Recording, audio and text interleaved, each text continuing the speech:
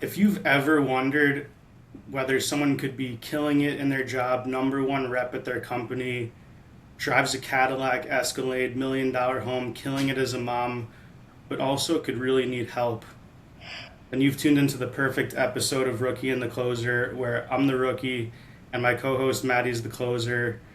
And today we have a very special episode. I'm honestly honored that Maddie feels vulnerable enough to talk about this stuff live with all of you.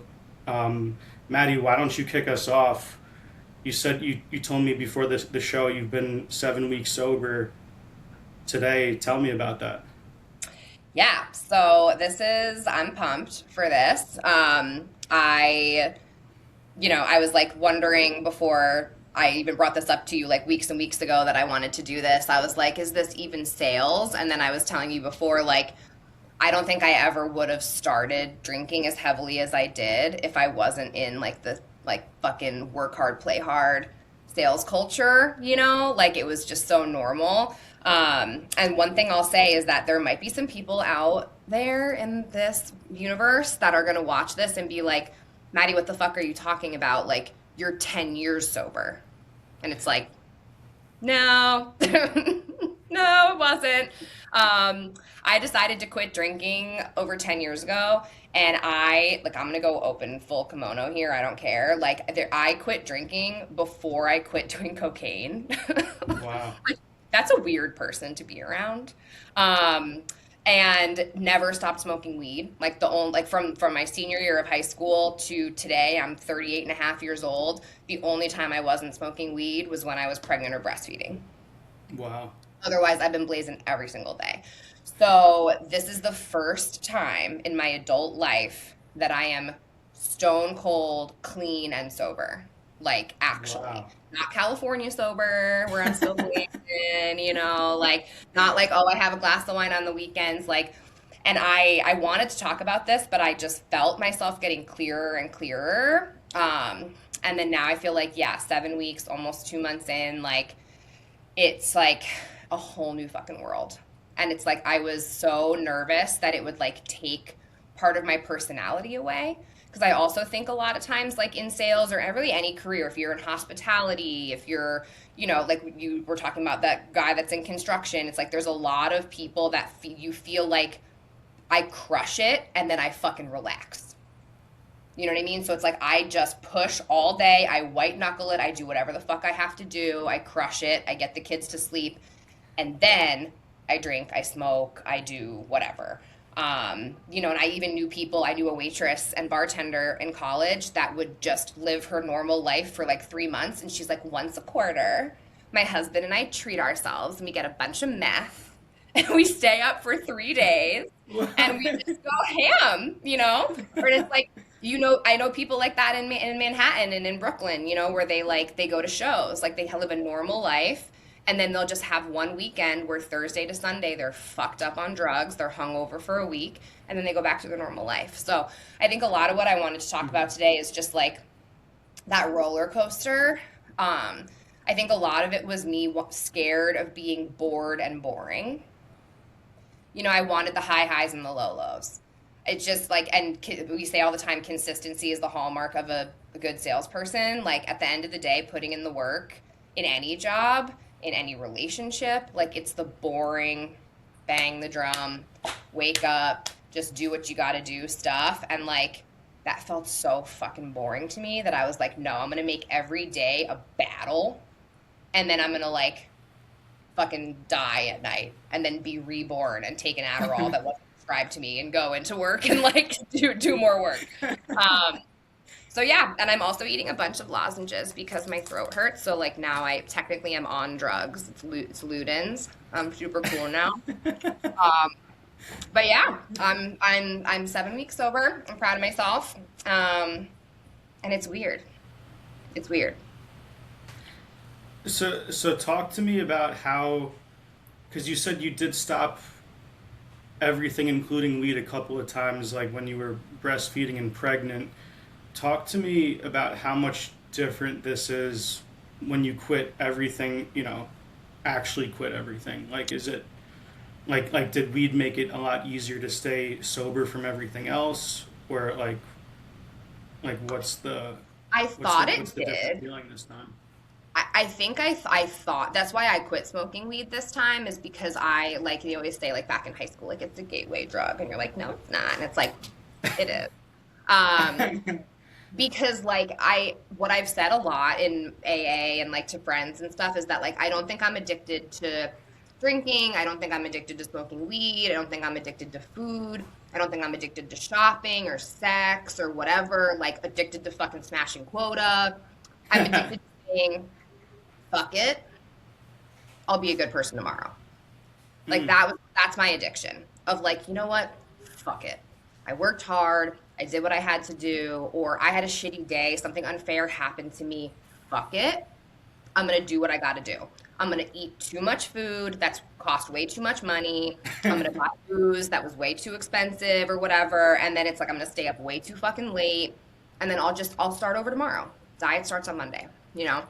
Um, and I feel like when I was pregnant, I also was not in my right mind because hormones are crazy. So it's like I had the high highs and low lows of being like, oh my God, I'm pregnant. Oh my God, what if I have a miscarriage? Oh my God, I'm gonna do the nursery. But oh my God, like what? This is so expensive. Like I'm like addicted also to the like the roller coaster. Like I call it the pendulum, where it's Hmm. like I'm swinging like one of those fucking Viking rides, like back and forth. So I don't think that I counted it really being sober when I was pregnant. And I also, everyone was like, oh, did you get sick? And I'm like, I quit smoking weed, drinking so much caffeine. I'm such a caffeine addict still. Um, and was pregnant. So I was like, of all of those three things, yeah, I felt like shit. But like I can't blame the baby, you know. Like I was drinking like 500 milligrams of caffeine a day and smoking like so much. I could eat a 100 milligram edible and drive. Are you serious? I'd be in the hospital if I had that. Yeah, there was like I don't know what it like I don't know how my liver like thank you liver. I'm taking liver enzymes for her to heal her from all of the damage that's been done. I think Um, I think if anything, maybe your liver needs to be studied. Maybe it's the cure to other people's Well, being problems. Irish. Yeah. It's been passed down from me from the Sullivan side of the family. Yeah, I can metabolize the fuck out of anything. Um, so that's interesting. So you say like pregnancy almost was like a drug in itself because of the It's swings. yeah, I mean they like the kind of like psychoanalyst like term for that is an altered state. Hmm. So it's like you want to be in an altered state. And I feel like honestly, sales kind of gives that to you during work. Like I was like feeling so shitty on Tuesday of last week because I was like, oh man, like I got to do more cold outreach. My pipeline's not good. And then I had a call on Thursday at 3 p.m. I took Friday off. And the guy goes, hey, great news. Brought this to leadership. Everything's in budget. I think we're going to move forward. My one question for you is, we know that the total contract value is like around $580,000. Is there any way we can break that up like half this year and half next year? That was his one question. And I was like, well, this is software as a service. So like you'll pay monthly for what you use. So you'll pay, whatever it is, August, September, October, November, December, 5 months of the 12 months this year. And he's like, oh, perfect. So I went from Wow. like I'm the worst fucking salesperson, I'm such a lazy piece of shit, to like I am the fucking man. Like I'm about to hit my annual quota in August, and like That's sick. hasn't signed the contract yet, That's you sick. know. Um, but it's like I just like Wow. I feel like it's a chicken or the egg, right? Like did I pick sales because I had this in my personality already, or did sales bring it out in me? But like I was even like that in when I was young. Is like I always got good grades. I always did what I had to do, and then I would crash and burn. Like my Mm. best friend Caitlin of 25 years, she calls it a Maddie Monday trademark. Where she's like, I just don't participate on Mondays. Because I fucking know that as soon as I turn it on, it's gonna be so on, and I'm gonna be so tired. I'm gonna be out of my mind. Just like do it. Fucking do it. Like that's how I talk to myself in my head. Like when I work out, what I say in my head is like make it suck. Like let's fucking go. And like my sponsor now in AA was like, I feel like you're kind of into punishing yourself. And I'm like, yeah. How do you motivate yourself? Is there another way other than to like demoralize yourself? And then I think like drinking and smoking kind of like turned off the mean voice a little bit, and I was like allowed myself to relax. You know, Mm, and like that's the other thing in sales. It's like a never ending story. Like there's no finish line. You can always do more. You can always make one more call. You hit quota, yeah, overperform. There's an accelerator. yeah. There's no point where you can say, I think I did enough. That doesn't exist. So like Andrew on the when he came on the podcast, I've not stopped thinking about that. Do I a love nine out that of line 10. too.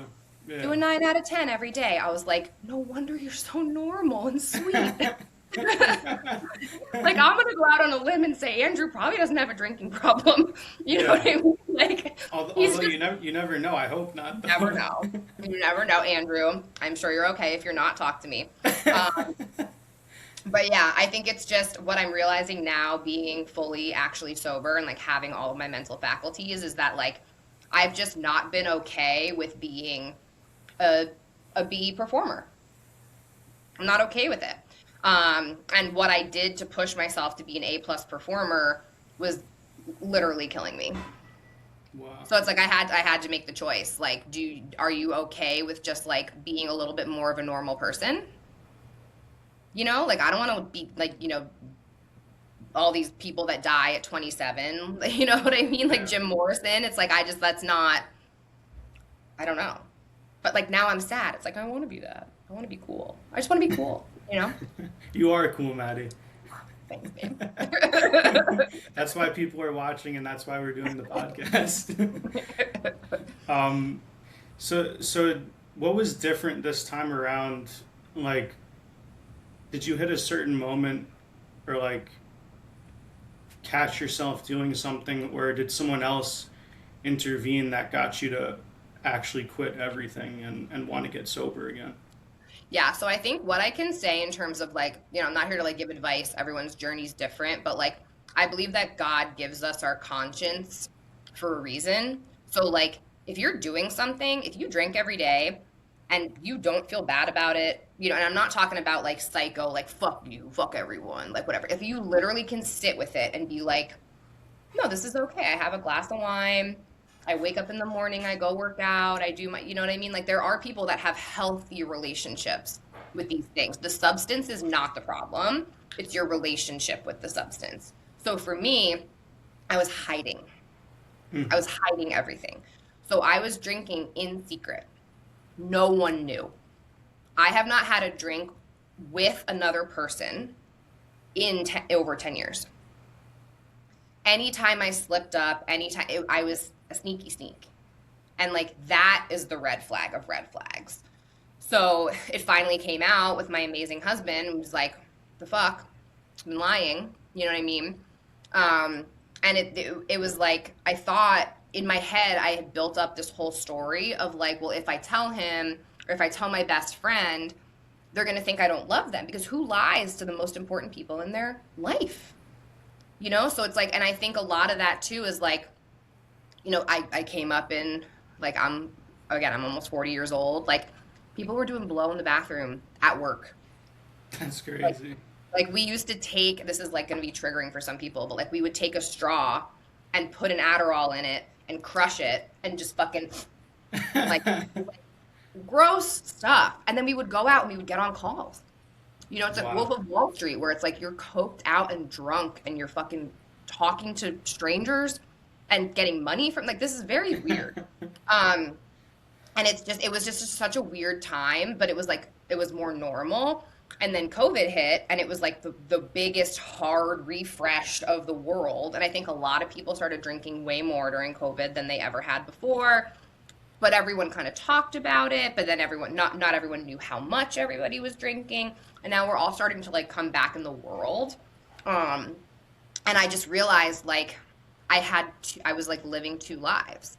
Whereas like I had my normal every day, wake up, go to Pilates, come home, get my daughter ready, listen to music, get her to school, sit at my desk, crush work, pick her up, do dinner, be a mom, like whatever. And then I would like go sneak some wine. And Wow. it was like, it was just, once it started taking over too much of my mind share, that was the tipping point. Where like if you can focus on your day to day and then like maybe you even forget at the end of the day, you're like, oh, I don't like even need a glass. I didn't even think about it. But it was like I would start thinking about it at 4.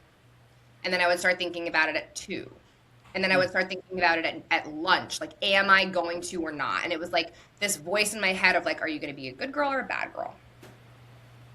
Which version of yourself are you going to be today? And like the thing that I talked about with my sponsor too is like the relief that I would get when I decided I was gonna drink Hmm. was just as good as drinking. Like there would be times where I would go and I would buy alcohol and the relief that I bought it, I could just throw it in the garbage. Wow, And I that's didn't so even have to drink because also on the flip side, I have to drink so much to even feel it that it's like, who has time for that? Um, like at my peak, I was drinking like a bar bottle of Jameson a day, minimum, minimum. wow. Um, so it's like, what, like, why am I even doing this? I don't even, it doesn't even make me feel good. But the voice in my head that was telling me, just drink, just go. And it's like people have it with food where it's like, who cares? Just Yeah. eat it. It's like, you know, the movie Dodgeball? Yeah. Not too well, but yeah. With Ben Stiller's a scene where Ben Stiller, he was super fat and he got really skinny. And he has these like electrodes on his nipples and he's like has a donut. And he's like, just eat it. One bite's not going to kill you. And then he like zaps himself. Like, I was like, oh, I relate to that so much. Like, Oh my God. you know, like the voice in your head is just like, just do it. Like, who cares?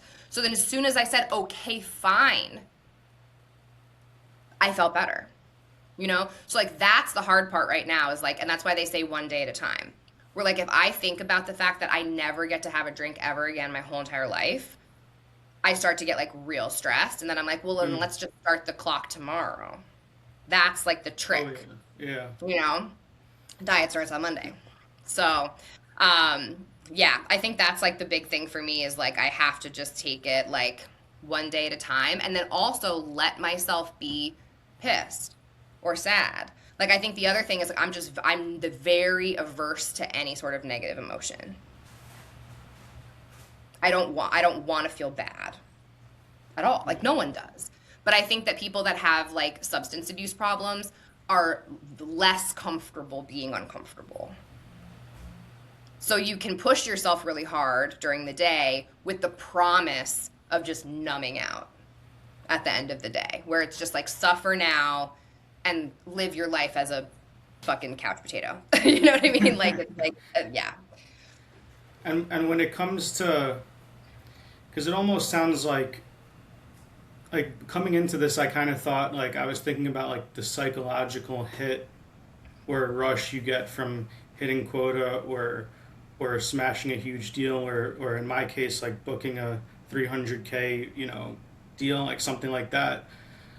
Like I was kind of thinking of that's why a lot of people who are addicts like do great at sales because they're kind of chasing that high. But it almost sounds like you were kind of using your words still as like substance, and like you were like, I'm just gonna do that, and instead of my reward being hitting quota or getting this check, it's, well, now I earned my drink, or whatever else it is. Like do you feel that way, or do you also feel like the rush of closing a big ass deal like gets you high still, or anything like that? Like, is that something you're chasing as well?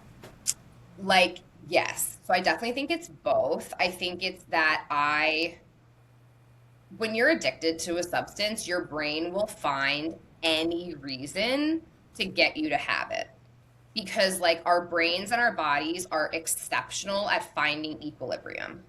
So whatever our normal is, your body's like, oh, okay, this is what we're doing now. I will do whatever it takes to make sure we stay at this because our bodies don't like crazy change. So if you start doing it without really realizing, oh, I just started, we had kegs in the office. Like That's I so went on a, hard. you know what I mean? Like we had Yeah. kegs in the office, and if you hit all of your metrics, you could start drinking. You didn't have to Wow. stop working, but you could start drinking. Um, and it was like if you didn't hit quota, you didn't get to drink. So people would like go Wow. out and buy booze and bring and like sad sack like bring it back in like put it under the desk. Like you could still drink, you just couldn't drink our fucking booze. Uh, like literally, like it was such a different world where it was like you had to wait, you had to be last in line to eat lunch if you didn't hit your numbers. So you got like literal scraps. Oh my Um, God. I kind of miss it. Everyone's so soft now. Um, but yeah, I mean, I think it was yes. I felt like I had to earn being being able to relax at the end of the day. But then at the same time, if I didn't hit my number, that I would just be so fucking butthurt about it that like I would still get fucked up. So it's like Wow. it's not like I was like, oh, you didn't earn your drink today, Maddie. You didn't do a good Yeah. job. Like it's like it didn't fucking. I was gonna drink no matter what. Um, but I think when I was listening to you talk, I think the thing is how fleeting the win is. Hmm. So like smashing your number on the first of the month, it's gone. It's Hmm. dust. It's nothing. So it's like and that's why people die of drug overdoses is because you have to just do a little bit more every time to get the same feeling. So it's like, oh, I hit quota and I was 100% to goal. Great. If I'm 100% to goal next month, it doesn't feel as good. I have to be 105. And then Yeah. the next month I have to be 115. You know what I mean? So it's like I was at a point at one of my jobs where if I didn't hit 130%, I felt like a fucking loser. So it's Wow. like you just move the finish line on yourself constantly. And I think it's the same literally physically with drugs and alcohol. You need to drink more, you need to do more drugs to feel the same. There's like a great song that I love that's like it used to take one, now it takes four. You don't get me high anymore. Um, and I think it can be the same in sales. So I think if there's I don't know how to do this. If anyone does, please comment and I will pray for you and your family for all of time. But like how do you stay satisfied with what is very clearly good? Hmm. You know what I mean? So it's like what like you started the episode where it's like I lived in a fucking one bedroom apartment with one and I was happy as a clam. And then I was like, oh, I have two toilets now. So I don't have to hold it when my boyfriend at the time, husband now is in the bathroom. Like, this is the height of luxury. And like, I bought my first new car and was like, holy shit. And then I bought an even nicer car and a nicer house. And we go on nicer vacations. And it's like you grow into the space that you create for yourself. So um, I think that that's just human nature. And it's like, I don't want to fight it, but I think now being sober, it's like I just want to keep an eye on everything and not let it get out of control and like use it to my advantage instead of letting it like fully take over and control my life. Wow. Wow. Yeah, that's. And do you feel like? I mean, you said that you kind of always knew you were an addict. I think you said your parents. You might have said your parents were. Yeah. Do you feel like outside of yourself, like just seeing other people get into sales in the environment you were in before COVID, do you feel like that environment created a lot of addicts for people that like weren't even susceptible to it, like yourself? Did you see a lot of people like go down really tough paths just because that's what was being rewarded and what was around them? I think like we talk about like my manager Dave on this podcast a lot. Like he's a great example of like if you're good and normal, you're going to be good and normal. So it's like I don't think you can like catch alcoholism. Um, I think that a lot, and like I was a psychology major where it's like you have the predisposition and then you have the manifestation.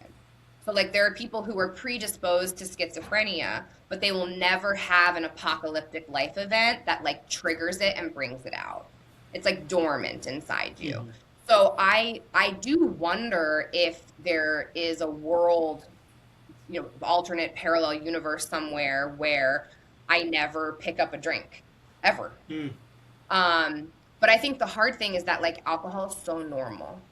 Like I Yeah. like in New Jersey where I'm from, you have to go to the liquor store. So when I go home to visit my family, it's easier for me because when I'm at the grocery store, I can't buy booze.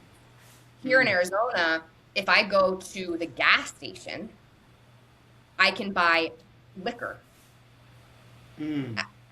and fucking beef jerky. It's like it's everywhere. You know what I mean? So it's Yeah. like, and like every fucking commercial is for booze. Everyone has a booze brand. It's just like, it's so, and it's like maybe that'll change. Like there used to be commercials for cigarettes. We used to see the Marlboro Man like at the, Yeah. baseball games.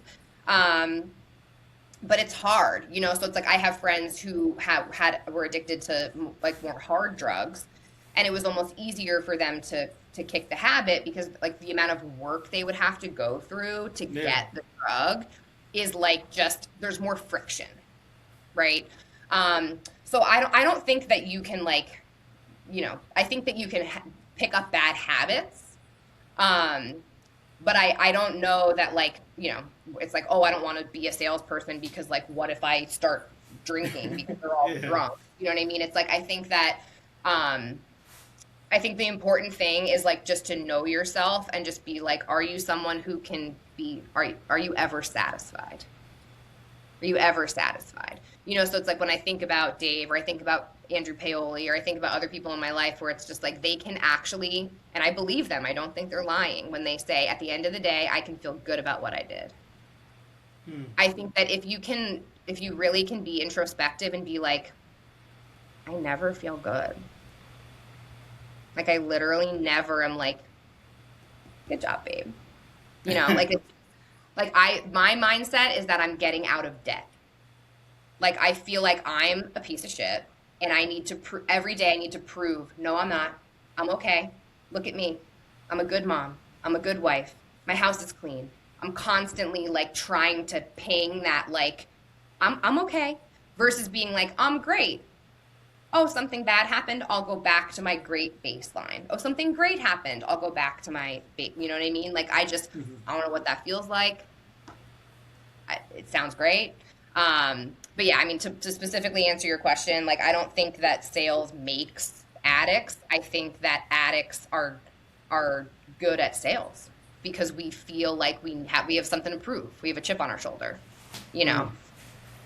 Wow. Wow. And do you feel like this is kind of a weird question, but do you feel like like addicts are better at sticking with sales because they're chasing that high versus like we see so many people join sales and it's like a revolving door. They quit after 6 to 12 months, and addicts, for lack of a better phrase, like they have trouble quitting. So do you feel like that? I feel bad saying that, but like No, you're it's so right. it's true. Like, so do you feel like the people that were addicts, like in sales, were just better at sticking it out and because they were like trying to chase that high and maybe a more healthy way, or the it kind of depends upon, because obviously work, like being a workaholic is also a form of an addiction for a lot of people Hmm. too. But do you feel like addicts just last longer in sales because of that? I think for many reasons, I like this train of thought. I do. I've never thought about it. And I think that there are probably different flavors of addicts where it's like you're chasing the high. For me, I'm running from failure. So I don't quit because who am I to quit? I don't even think I deserve this job in the fucking first place. So like the thought of being like I'm too good to be here, you're not getting me enough inbounds, I'm out. Like that doesn't even cross my mind. I'm like, please don't fire me. I've been the number one rep at every company I have ever worked for, full stop. Hmm. Top producer. I am constantly scared that management's talking about me behind my back, that I'm not doing good enough, that I should be doing Wow. more, that I got lucky. You know what I mean? So it's like this constant fear. Um, and that's always kept me. And I'm not a quitter because I feel like I might never get another shot. So like I feel like people who can quit, like there's different types of quitters, but I feel like if you're like this isn't making me happy, like whatever, like fine. There's like a version of that that's like go follow your bliss, be an artist. I don't fucking whatever. You're not listening to this anyway. Um, let's be real. And then there are other people that just are not. They don't take enough personal responsibility. Um, so I feel like who knows? There might be some addicts in that bucket for sure that are just kind of like this shouldn't be so hard and, whatever, like maybe they, had a really easy childhood, or they're not used to working really hard. They think things should be handed to them. And then like, maybe they're out drinking on dad's credit card. Like, I don't know. But I think that like the two different types of addicts that stay in sales are, yes, the ones that are successful, know they can be successful and want to stay and be more successful than anybody could ever imagine. So like I'm thinking of one friend, may he rest in peace. Drugs and alcohol did eventually take his life. Wow. I'm gonna like the license plate on our Cadillac Escalade is in his honor. Wow. Best salesman I have ever met in my life. Best man I've ever met. Sold probably hundreds of millions of dollars of software. Unbelievable, but was never satisfied.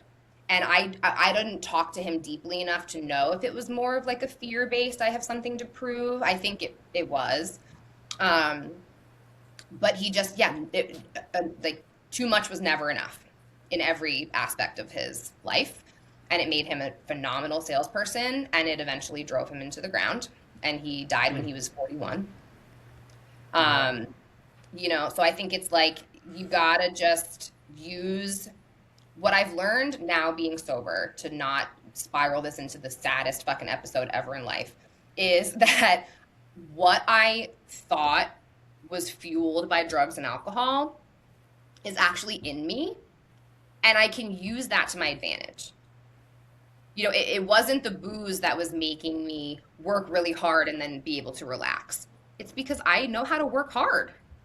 Yeah. And it wasn't the weed that was making me funny and witty and like bubbly and like cool and fun to be around. It's like that girl's That's who in you me. are. Yeah. That's who I am. And I was only letting myself be that person wrapped in drugs and alcohol. So I think that like it's nice to just like have this sobriety and this like clear vision to just be like, who am I? Like, what do I like? What am I good at? And it's like, I talked to my manager the other week where I was just like, this is a very silly, specific sales example, but I was like, I really need to set up my gong flows so that I can like have my email and my call cadence and like whatever. And he was like, Maddie, like, you're really good on the phone. He was like, we've been doing this for 15 years. Set up tasks in Salesforce, copy and paste their number in dial pad, fucking cold call them. I'm not asking you to make 100 dials a day. I'm an enterprise salesperson. He's like, make 20 dials. You don't have to set up all these convoluted, like take the day to set them up and then troubleshoot them if they break. He's like, just hit the phones, So it's like, I think taking a step back and being like, what am I good at? What do I enjoy? And like, just be honest with yourself about that and just like sit with it. And just like, don't let yourself be clouded by the substances that just like don't let you sit back and think, and then all of a sudden you're like over engineering everything and like trying to be something that you're not. And it's just like, it just got so messy after a while that I just felt like I was kind of like playing the part of Maddie, like, Wow. as seen on TV, where I was like, I'm just gonna Seen on TV. I just gotta be perfect during the day, and then I'll be my real self at night when I let myself get fucked up. Wow. And then it was like, no, I'm just gonna be myself all the time. So were you always, and this is, I guess, maybe like slightly off topic, but so we're like, just thinking about how I see you, like, or how I saw you in like Foley sales meetings, and you're like, for those of you who don't know, who don't work at Foley or just, don't know Maddie, she like, as you can imagine, most meetings in general are boring and everyone's like, why are we here? Why are we doing this? Like, we kind of already know this stuff, whatever. Let me just check this box and get on with my day. I'd rather be doing anything else. But when you see Maddie in a meeting, and especially when she's like asked to speak, I guess you could say, she's just like completely out there, and like everyone else sees you as like you being like authentically yourself. So did you feel like at Foley specifically, because that's what I saw, were you just being yourself, or were you trying to play the part of Maddie? And like, like were you? Well, I don't ask the other question, No, but ask it. yeah, no, I don't think I honestly don't think I should. I'll tell you why after. Okay. But yeah, like, were you just playing the part of Maddie then, or were you like authentically just being yourself? Such a good question. So I think that like for me, it's less about like how I show up. Like once I say this on sales calls all the time. Like I'm from New Jersey. Once the train leaves the station, we're going. So like I'm not joking when I say in meetings like that. It's like that's I'm such a weirdo like cheesy movie quote person, but it's like that scene in Old School where Will Ferrell wins the debate and he's like, "What did I say? Blacked out. Was it good?" And you're like, "Yeah, it was perfect." Like that's definitely just like the Holy Spirit talking through me. Like it's just that's me. Like Wow. I just there's no way it's not authentically me. I think what I mean to say when it's like I'm playing a part, it's like it's the box checking like you talked about. So it's like wake up, get the kid to school, be in a good mood, do the checklist at work, like blah blah blah blah blah. Like that's like where it was just like okay, just go through the motions. When I get to speak in public, I'm that's like what my happy place. Like that's why I'm in this job because I get to just, like, listen to my own voice and like ask people questions and like make them a little bit uncomfortable and we get super close with each other and whatever. Um, but no, I love public speaking and I love speaking my mind. I think what was very good about this job that I'm in now at Foley is that I everything that I'm talking about in terms of my like career trajectory came to a screeching halt when I became a mom. So I was absolutely crushing it. I was in sales, I switched into customer success, I built teams, I managed a team of 75 people, I was a senior director, like I was doing everything that you were supposed to do. And then when I had my daughter Ava, I got such bad postpartum depression. I was literally suicidal. I could not Wow. function. And I took over a year off of work. And at that time, I was sober. I wasn't sneaking drinking because I couldn't even leave the house. Um, and I Mm. really got to just sit and think, like, what do I want to do? Magic wand. I was like, do I start a home organizing business? Do I go back to the customer success role that I was in before? Like, what do I want to do?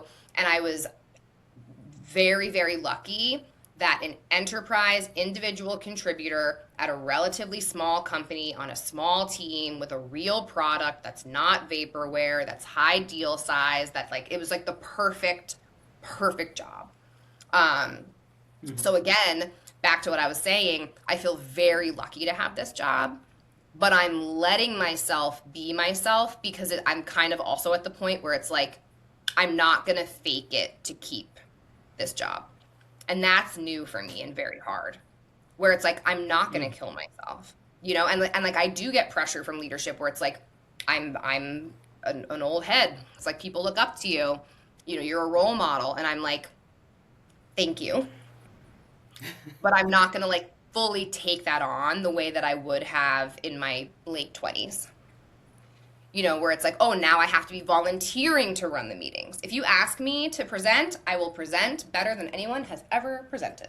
But I'm not gonna like take that on as a responsibility, so much so that I burn myself out and then risk slipping and going back to Yeah. drinking and smoking. Um, so yeah, I think I'm finding the balance of like being able to authentically be myself, which means that I can't play the part that everyone maybe wants me to play or that I think they want me to. Because I'm Yeah. also realizing how much I do for my husband or for friends that like no one fucking asked me to do it. Yeah. And then when they don't say thank you, I'm pissed. Yeah. And then I want to get high. You know what I mean? So it's like Wow. my whole world is crumbling down to be rebuilt and better. We're taking it down to the studs over here for sure. I love it. Ever like I respect you so much for you know rebuilding yourself and also talking about it on here. I mean that's I like if that was me, I would just be honest. Like I wouldn't have the balls to or the courage to talk about it like that. But yeah, rebuilding yourself is never easy. What what advice would you give to someone that's maybe in like a similar position, but maybe it's you 8 weeks ago before you know like kicked it? Like, like what would you say to them to make them realize, like, hey, I want to get sober again? Or maybe it's someone who hasn't been sober and they're trying to get sober for the first time, but they keep saying tomorrow, tomorrow. Like, what's some advice you would give to someone? It's so hard, and it's like you can't boil the ocean. You know what I mean? So like to use a sales analogy, like you can't hit your quota on day one of the month with no pipeline. You can make a phone call. So it's like just do the next right thing. And for me, the it's I always say like eat that frog, like do the hardest thing first. And for me, the hardest thing is being honest. It is the number one hardest thing. And I think again, that's like one of the reasons I like being in sales because I get to kind of like tell my version of the truth. I don't answer an unasked question, right? So if someone doesn't bring up what does implementation look like, I don't know what implementation look like. It's great. So I think figure out the thing you're fucking dreading. Is it telling that one person I started drinking again? You know, is it going to your first AA meeting ever? They're online. You don't have to put your camera on. Meeting Finder app. Just sign up. Just sit there and listen. You don't have to share. Right? Is it trying to go one day without drinking? Just try. Just try. Is it telling your roommate we can't have booze in the house? Right? Like, so don't try to do everything all at once. For me, it's being honest. And now that I've been sober, I'm a all or nothing perfectionist kind of person. So I go from today's the worst day of my life to everything's fine. Like, if I'm sober today, that means everything's fine. And that's not true. So like when we started the podcast, my sponsor said nobody comes into a 12-step meeting on a winning streak. And I was like, I did. Like from the outside, I am unequivocally crushing it. There's nothing wrong. I've lost 65 pounds this year. I Let's have money go. in the bank. I'm going to hit my fucking annual quota, accelerated annual quota. I know I'm going to hit it by like August, September. I know. My daughter's doing great. She's signed up for ballet. She's in a Tinkerbell dress downstairs. It's like Oh. everything's good. Everything's good. The Knicks won the fucking championship. Like everything's good. Yeah. You know, so In but like style too. In style. oh God, JB. I know. I'm mad about Mitch, but whatever. It's for a different podcast. Um I feel like it really was like, but I'm not happy. And why am I not happy? And it's because I didn't stop to think about what would make me happy, and I sure as fuck didn't ask for it. You know, so like back to the like, oh, just be grateful. I might never get another chance, right? I'm not used to being like, hey, why did inbounds slow down?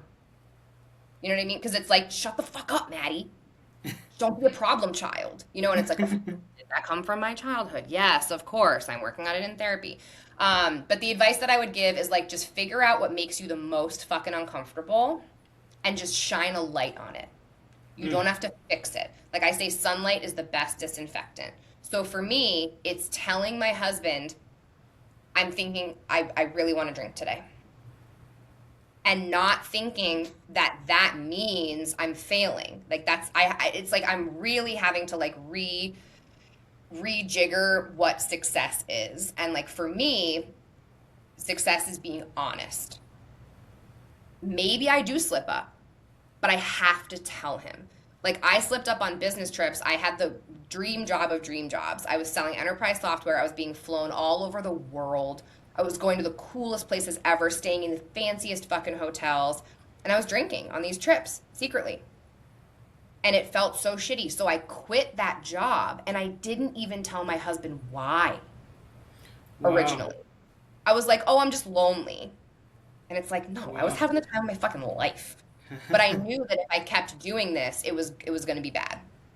It was going to be bad. I was going to like lose my phone in Vancouver or something. You know what I mean? Like I had these like scary thoughts of like how it could go bad.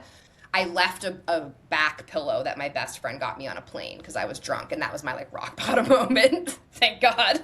Thank God Wow. that was like Yeah. how bad it. Yeah, thank God I caught it. But yeah, I think it's like just be honest. That's step one, is be honest. That like even if people don't get it, because people won't get it.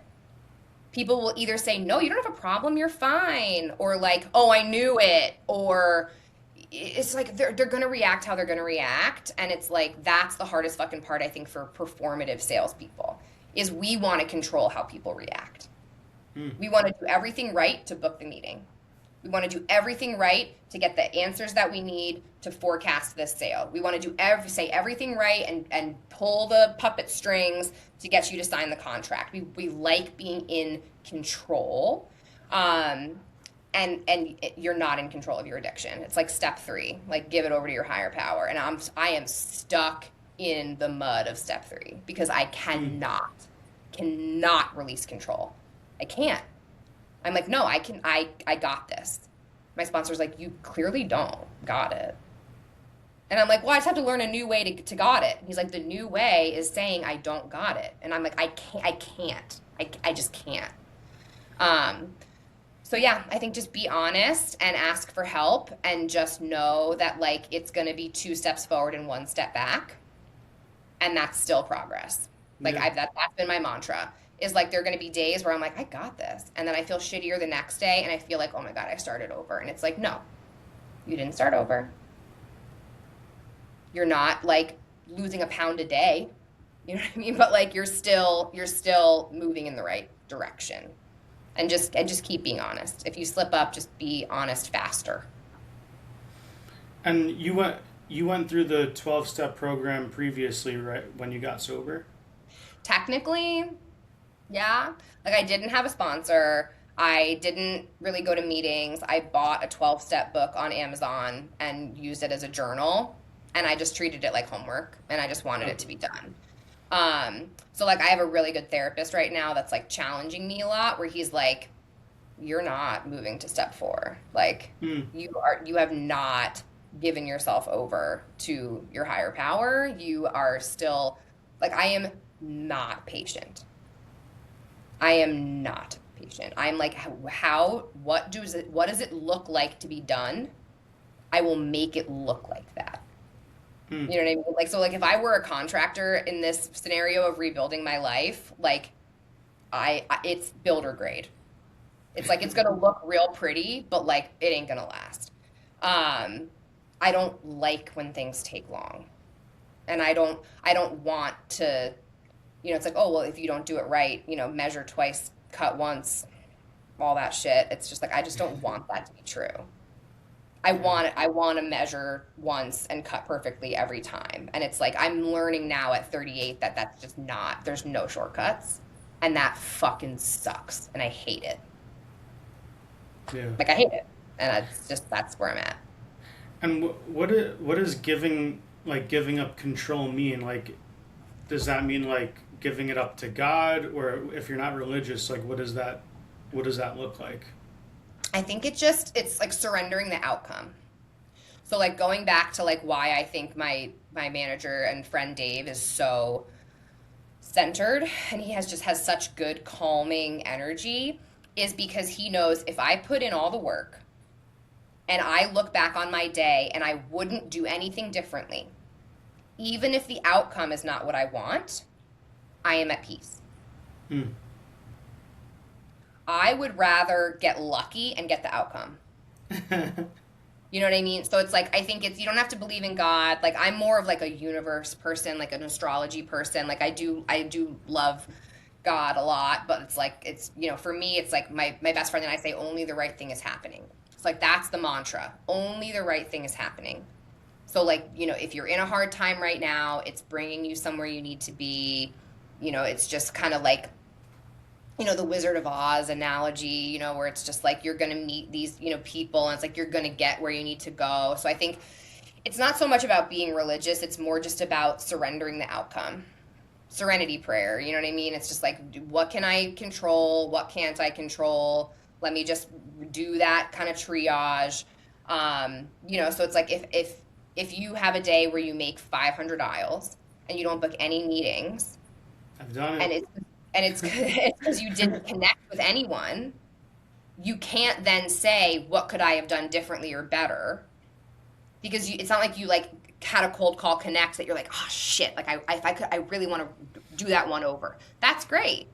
That's great to coach yourself and think critically. Again, don't swing the pendulum so far that you're like, overcorrecting on something like we talked about with Kelly. That's like that was an anomaly. It's okay. Look at it on a weekly basis, but I think it's really about surrendering the outcome. So for me, like right now, I'm in a phase where I'm just trying to figure out what I want. Where do I want to live? What do I want my life to look like? What do I want who do I want to spend time with? Just like really getting clear on that kind of stuff. And like, that's all I have to do right now. And I don't know where that's going to lead me. And that's okay. Like, this is the first time in my life where I don't have a concrete goal as a next step. Like, so for you, it's like you want to, eventually, buy a house and have a baby. So you can reverse engineer that. There are real, actual things that you can do to like motivate yourself and like move the ball forward. Like for me, it's like, I just don't want to fuck anything up. Like I want to keep doing well at work and I want to just stay happy. So yeah, I think it's like, if you can look at your day at the end of the day and be like, I did a really good job. And for me right now, that's like staying sober too. Like that's the other thing is like when I talked about getting out of debt, like I am so embarrassed and ashamed and pissed that I have this problem that I give myself no credit for staying sober. And that's a problem. Like that will make me drink again. So like I really have to get to a place where it's like, this is hard for you and you're doing it. And yes, it sucks that it's hard for you and you don't want it to be hard for you and you want it to be easy and you don't want to have this problem and not everybody has this problem. But sunlight's the best disinfectant. Be honest, you have this problem and it's not going away. So stay sober. And it's like, again, it feels boring and dumb and not cool. So it's like I just have to like let myself live in reality. Yeah. Wow. And another question that's a little off topic about addiction, but you were kind of talking about it before. What's kind of some advice you would give to people? Like I remember the first quarter when I became like the top performer at Foley, and I was talking to my cousin about it. He's like in like sales management. He has like, I kind of want to get him on the podcast because he has a pretty good sales resume. But he started off cold calling at like Uber, and now he's like, I think he's like a strategic AE at Canva, but he kind of had like a similar path to you, where like he like went into management, and I think he's just like such a great seller that he wanted to be like move back into like an IC role. When I was talking to him about like certain things changing and like like they kind of took away the path to AE, yada yada yada. He's like I was like, what should I do? And he's like, well, dude, like think about it from the manager's perspective. Like if you were the manager and a sales rep came and talked to you about like wanting to get promoted after one quarter, you could like I'm not saying this is the case, but like I would say like, well, like what does that mean to me? Like you could have just gotten lucky for a quarter. So what's kind of advice, because I still feel like even though I'm like a year in and I'm still hitting the same numbers, what's kind of advice you would give to me or anyone else who feels like, what if they are just getting lucky, like that kind of imposter syndrome? Whether like you would give that from a manager's perspective or just like a sales rep to sales rep perspective.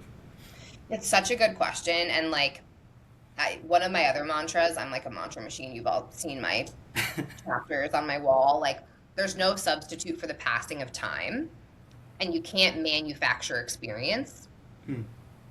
So I think that you could get lucky, maybe, yeah, a quarter or so.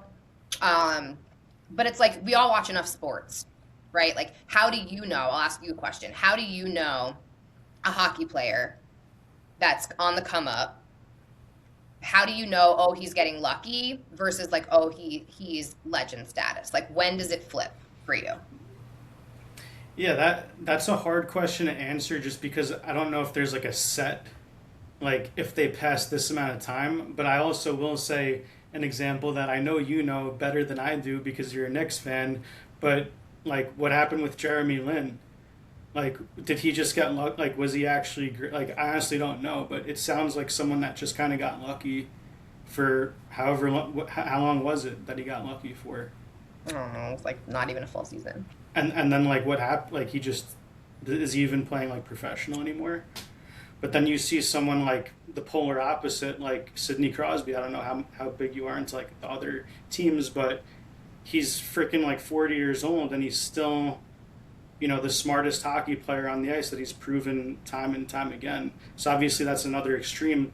And you're asking like when does someone flip over that time?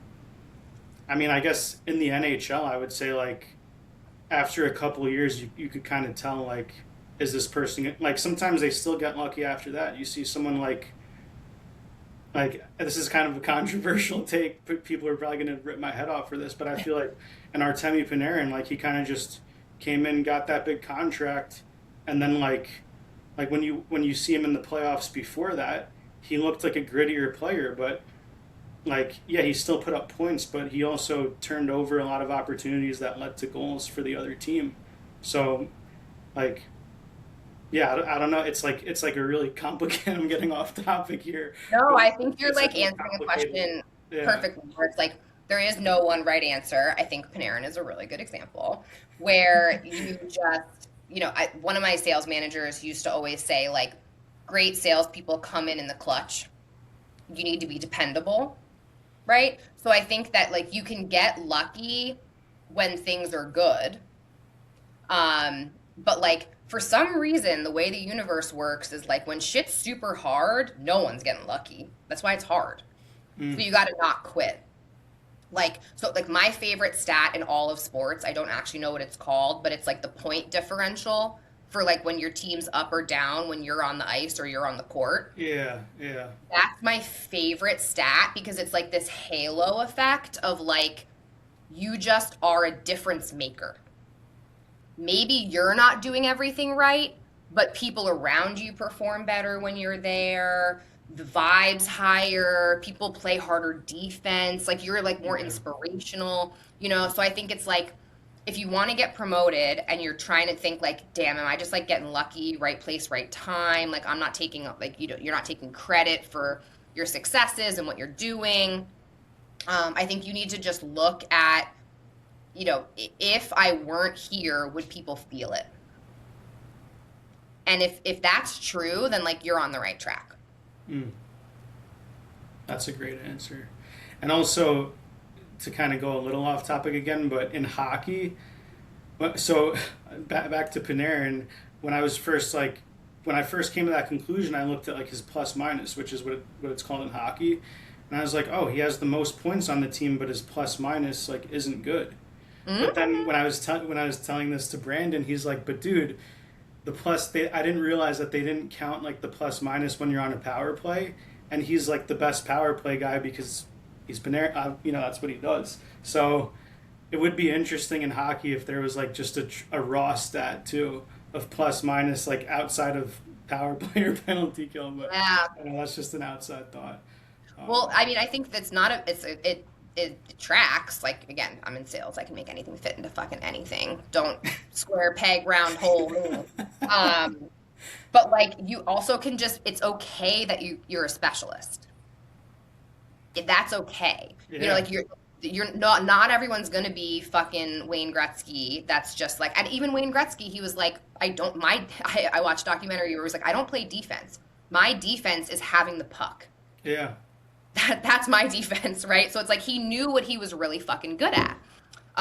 And that's also okay. I think that the addict mind tricks you into because you're so insecure and you know that you're hiding something and you know you're doing something that you shouldn't be doing, that you try to make everything look perfect and you don't want any cracks. mm, And it's fucking exhausting. So, like, I had to get to a place where it's like, this is what I'm good at, this is what I'm not good at. And then the next step is, and guess what? I'm not going to try to get better at the stuff I'm not good at. mm, Like, that's huge. You know what I mean? So it's like even the best people in all of sports are not good at everything. Like there's like the fucking Otanis where it's like, okay, cool, yeah, like but like that's why he's so fucking famous. yeah, Um, most of the time you can't be everything to everybody. So I think that it's like, do you make your team better? Are you easy to manage? Does are you dependable? Like I'm getting to the point in my life now where it's like I would rather be dependable and consistent than the best sometimes fly too close to the sun and then need to literally take like a month off because I burn myself out. Like that's not dependable and consistent. Um, it's like, kind of boring. Like I'm sure there's lots of sports guys we can think of that just like come like fucking Jalen Brunson. Yeah. Just, you know what I mean? It's like I walked into a restaurant recently and the line on ESPN was how slept on was Jalen Brown. Like we all know he was slept on, but how Yeah. slept on was he? Um, and I just think he's such a good role model where he's just like, just look, just watch me work. It's not gonna be super flashy. It doesn't fucking matter. I'm gonna put in the work. Like, I just think that like that's the goal in life and that's the goal in sales is like you just gotta kind of do the boring stuff and like you're allowed to mourn. I'm saying this to myself. You're allowed to mourn the fun of being Dennis Rodman. You know what I mean? It's like I wanted to be Rodman and it's like he's great, but then he also disappears with Carmen Electra into Vegas for a while and they have to go get him. It's like, do you really Yeah. want to be that person? Maybe. But yeah, I think it's yeah, the dependability and the consistency and the like, you know, if you think you're getting lucky, just look at the times where no one else got lucky, you know? So Yeah. it's like if you're That if makes a you're lot the of only sense. if you're the only one making magic, It's you're not you, luck. you probably have some magic in you. Yeah. Wow, I love that answer. And another question, like you kind of like we were talking about, the 9 out of 10 effort and stuff like that. But someone like yourself, did you get burnt out at times? Like you said, you're always the number one rep. Did you get burnt out? Did substance like kind of stop you from getting burnt out, and you were able to keep pushing? Like what's advice you would give to even like a non-addict? Like how do you keep going and not burn out while being a number one performer all the time? It's so hard. Like I'll tell a story to answer this question. So I interviewed for a sales job at ADP, the big payroll company. And again, this was like very much pre-COVID. So it's like you're in the office. I knew I wasn't going to take the job when they told me that if I wore a skirt, I had to wear pantyhose. I don't Wow. know if any of you young bucks out there know what fucking pantyhose is, but I was like, there's no fucking way I'm wearing pantyhose, motherfucker. And it was just like, it was so old school. But the reason I tell the story is because I wanted the job. I thought I wanted the job. And I self sabotage or what. I went out the night before to an Odessa concert at Terminal 5. I did cocaine up until the moment I walked into the interview. Wow. And I crushed the interview. I got the job offer. It was amazing. Um, it was crazy. Like it was like full like I say like Michael Jordan flu game where it's just like I'm sick. Right now, I feel fine. Like if I was on a sales call, I feel fine. As soon as I close my laptop, I'm gonna lose my voice. Pass Like out. Yeah. there's just something in my brain that can just turn it on. Um, but I think like I'm now trying to take a step back where it's like we don't have unlimited energy. So like an analogy my therapist told me is like if you let your phone get down to 12%, you have to be plugged in for so much longer to get back up to 100%. And then because you're in a rush, you probably unplug it at 65 Yeah. because that's good enough. And then it goes down again. Whereas if you just notice it's at 65 and plug it in and now it's at 90, you're not going to be like, oh my God, I'm out and I'm going to lose my fucking battery. And now I have to like walk around with an extra battery pack and like whatever. So it's just, again, it goes back to what I was saying about being honest and checking in with yourself and just knowing that you're human and that sucks.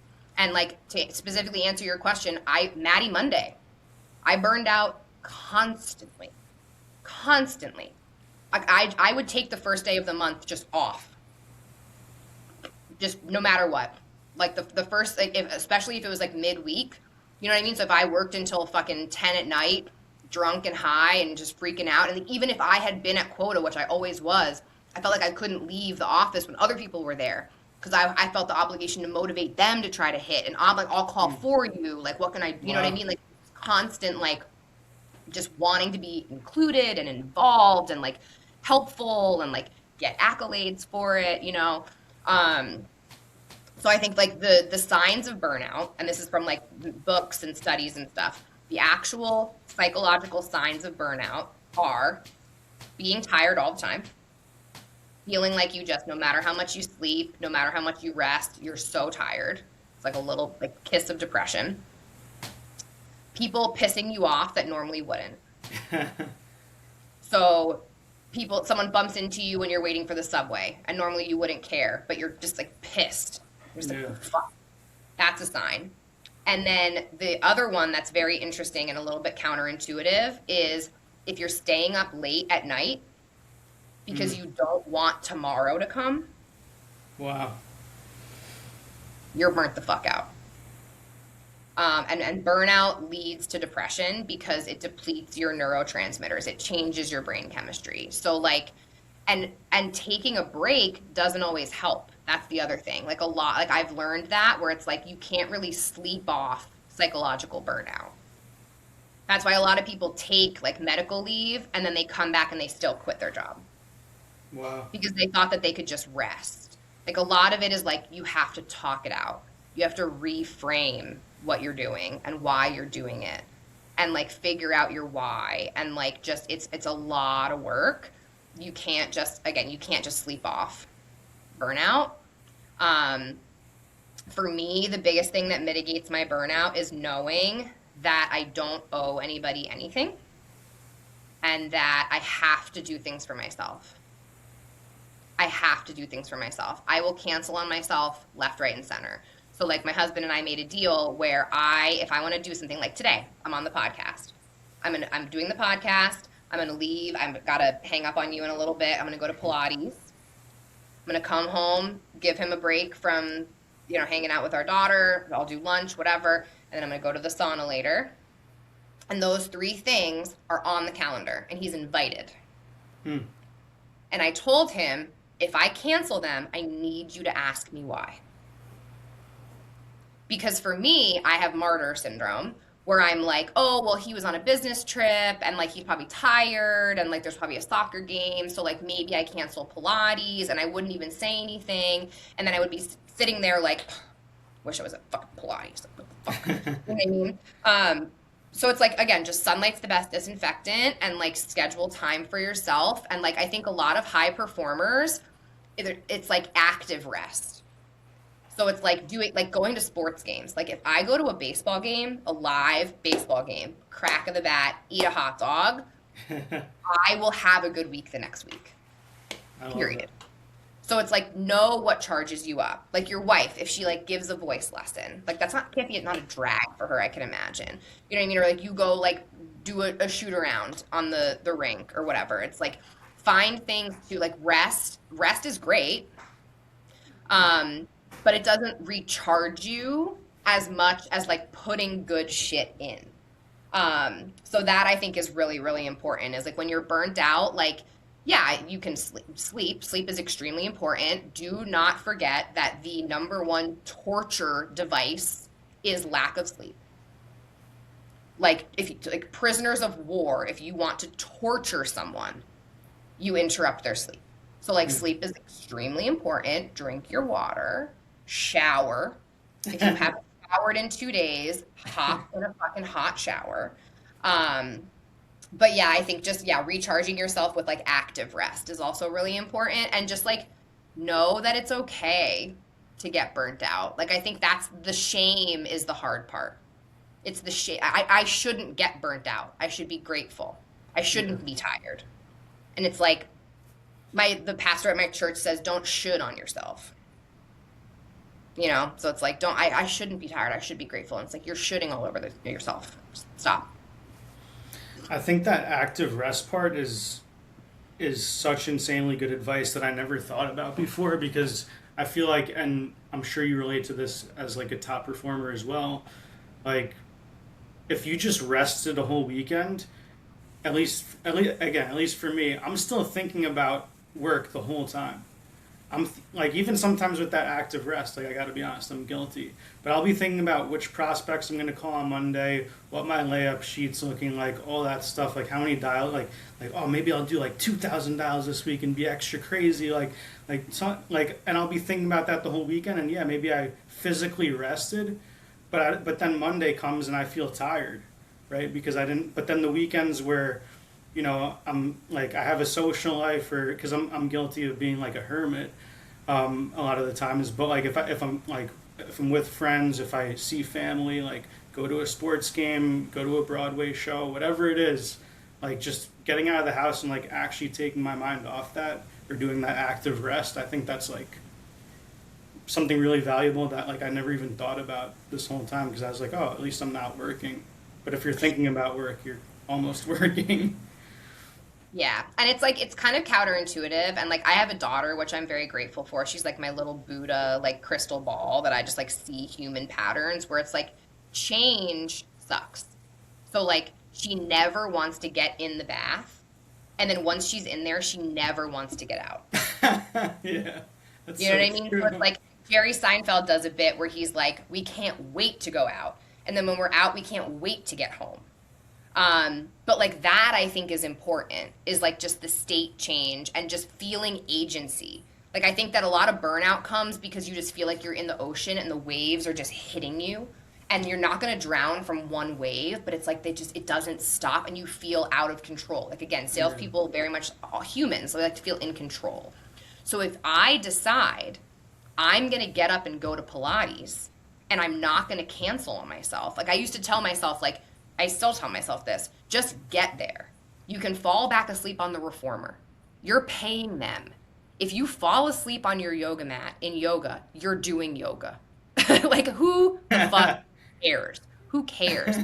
Um, but it's like critically think about what makes you feel good and then do it. And don't make excuses to not do it. Um, and I think like it doesn't have to be do a puzzle. You know what I mean? Like I have friends of mine that like love coloring and like I've gotten in way back into arts and crafts with my daughter. Like I forgot about paper mache. I was like, fuck, like let's do paper mache. Um, and I love organizing. I love organizing. So like this weekend, I really needed a recharge. So I let my daughter take everything out of the playroom, everything, and just dump everything out. I sorted everything. I threw out all the Wow. McDonald's Happy Meal toys. And I put everything back where it belongs. And it's like some people might look at that and be like, you're crazy. But it's like, I That would kill know me. for a fact that I will feel better after. You know what I mean? So it's like I don't want to go to Pilates, but I really want to feel how I know I will feel when I walk out after class. Mm, Like that's being a grown up, is yeah. like knowing I'm gonna feel better after I do this. So like getting to Yankee Stadium is a pain in the fucking ass. It's expensive. There's every reason not to go. But I know once my butt hits the seat and I'm there, I can feel that feeling. I know what it's going to feel like and I know that it's worth it. And that and now full circle, like that's what I was chasing as an addict, where it's like I know how good I'm going to feel when I sit on the couch and I'm fucked up. Oh, I can't wait. I can't wait for that feeling. So now I'm just trying to find healthier ways to get that. Feeling. You know what I mean? So, Yeah, yeah. that's great. Yeah, and oh, I forgot what I was gonna say. I hate when I blank out like that. Yeah, it'll probably come back to me in the next episode, and I'll ask it. You Perfect. say it, but yeah, do you have any closing thoughts, Maddie? I'm just so appreciative of you. I'm sick, so I've been in like a NyQuil dream coma state of like having super fucked up dreams. And I had a dream last night that you and I were trying to find somewhere in my childhood home to do the podcast. And we ended up in the bathroom that my brothers and I shared, the green bathroom, we called it. And we just like had the laptop and you and I were just like standing in front of the laptop. And like I turned to you and I said, like, I feel like I trusted you so fast in like our friendship. Mm, And you're just such a genuinely like good, curious, kind person. And then in my dream, we weren't recording when I said that. And I was like, well, now I have to say it again. And it's going to feel distant. But I got to say it first. So like, I'm so appreciative of you and like me doing this. And I think this is a great example, honestly, of surrendering the outcome, where it's like you and I both wanted to do this. We wanted to just say we did it. We knew we would feel good. Sometimes I don't want to sit down and I'm like tired and I'm like, my throat hurts. Like I just know, but I know how good I feel when I'm choking on my Ludens. I swear I feel good when we hang up the podcast. Like I'm like, it's a high. It is. Like I love it. I love it. And I'm the type of person too, like I don't even really go back and watch them. It's like I just like put it in the can. Like it just makes me feel so good to just like share, even if no one's gonna listen. You know what I mean? Like it's just one of those. I listen to them even if it's I know. just on the spot. It takes me a while. I usually just skip through the parts where I talk, but it's so weird. I love hearing the words So you come out of skip my through the mouth. whole thing? That was perfect. That was perfect. Amazing. But yeah, no, I'm super appreciative to be able to talk about this kind of stuff, and I just think that like no one's perfect, and I think that that's like, you know, a lot of people come into sales because we have dashboards that we can turn green and be like, I'm perfect. Like none of us are. Yeah, it's funny that you say the dashboard thing because even no matter what it is, whether it's hockey, sales, and like you know, speaking as someone that's always at the top of the dashboard, I can still show you 100 calls where I sound like a complete rookie. Like I've never booked a meeting before, and I'm like, what the fuck was that? And then like other calls where I surprise myself, and I'm like, damn, I'm actually pretty good at this. And like no matter where you are on the leaderboard, you'll have both of those. So don't beat yourself up for not being perfect ever, because Yeah. we're all human at the end of the day. And that's the thing is like, I think a big thing that came out in this too is like what shit looks like from the outside looking in, whether it's social media, whether it's the dashboard. Like we used to have kids that would call radio shows because we didn't have the technology to know like who they were calling. They would just sit and listen to music to get their talk time up. Oh my god. And it's like we were like so confused. Like, are we giving them bad leads? Like they're putting in the work, you know? And it's like they made it look like they were putting in the work. So it's like the outcome matters so much less than how you feel about the work that you're putting in. Yeah. And sitting and feeling that is really, really hard. It's way easier to get drunk and high. It's way easier. Yeah. But it's always worth it to sit with yourself and like 100%. really be like, am I doing what I need to be doing? Am I proud of myself? You know? I'm proud of you. I'm proud of you too. You're amazing. You're amazing. This is how many cough drops I had on Yeah, this. it's funny that you say like once it's lights, camera, action, you're like, you know, your voice sounds perfect, like you're sucking on lozenges, but you still sound like a complete rock star. I couldn't even tell you're sick. But then I'm sure like even when you before you pressed record, I was like, oh, like she actually kind of like looks a little sick, and I heard it in your voice. As soon as we pressed record, you like sound like a freaking rock star. I don't know how you do it. Yeah, I'm gonna go downstairs and have gargle with salt water and yeah, my husband's being a rock star today, but it's like again, like I just have this guilt, you know, where like he was away on business and I was solo parenting, but then now I'm like, okay, I'm gonna like when I was in my right mind yesterday, I was like, I'm gonna schedule 3 things for myself. And I'm active rest. I'm gonna recharge my batteries. And now the voice in my head's trying to trick me into feeling guilty and bad. So it's like I gotta just like, nope, we're gonna do it. It's gonna be great. I'm gonna go work out. Move on with my day. Love it. I love it.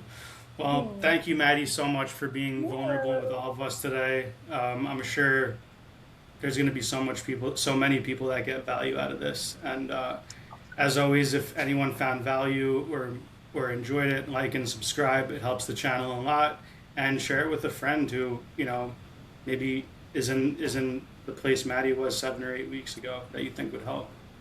Yeah, that's a great one. Like even if you're not, you know, obsessed with sales, I think everybody can use a little reminder that it's okay to not be okay at the risk of being one of those people. Um, but it's like it's also not an excuse not to work, right? It's always both. Facts. It's always both. Facts. So we got this. You're the best. I You love you. too. Take care, guys. All right. Thanks, everybody.